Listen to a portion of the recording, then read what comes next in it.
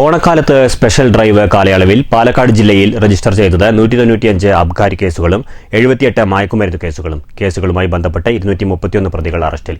വിവിധ വകുപ്പുകളുടെ സഹായത്തോടെ കർശന പരിശോധന തുടരുമെന്ന് പാലക്കാട് ഡെപ്യൂട്ടി എക്സൈസ് കമ്മീഷണർ.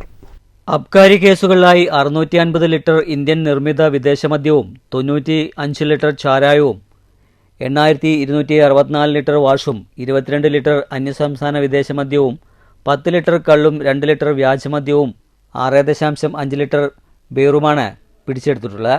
മയക്കുമരുന്ന് കേസുകളിൽ 33 കിലോഗ്രാം കഞ്ചാവും 216 എണ്ണം കഞ്ചാവ് ചെടികളും 1183 ഗ്രാം ഹാഷിഷ് ഓയിലും 466 ഗ്രാം മെത്താഫിറ്റമിൻ 11 ഗ്രാം നൈട്രോസപ്പാൻ ടാബ്ലറ്റ് എന്നിവയും പിടിച്ചെടുത്തവയിൽപ്പെടുന്നതാണ്. പുകയില ഉൽപ്പന്നങ്ങളുമായി ബന്ധപ്പെട്ട് 1052 കേസുകൾ കണ്ടെത്തി. ഈ കേസുകളായി 96 കിലോഗ്രാം പുകയില ഉൽപ്പന്നങ്ങൾ പിടിച്ചെടുത്തു. 1451 കള്ളുഷാപ്പുകളും 110 ബാറുകളും പരിശോധന നടത്തി. ഇതിൽ 317 കള്ള് സാമ്പിളുകളും 47 ഇന്ത്യൻ നിർമ്മിത വിദേശമദ്യ സാമ്പിളുകളും ശേഖരിച്ചിട്ടുണ്ട്.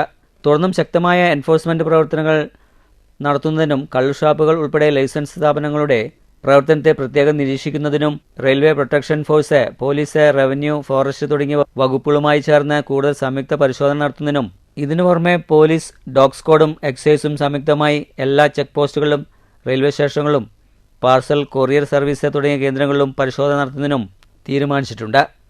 Palakkad deputy excise commissioner P K. Satheesh ഇതിന് നിർദ്ദേശം നൽകിയിട്ടുണ്ട്. News bureau, Palakkad.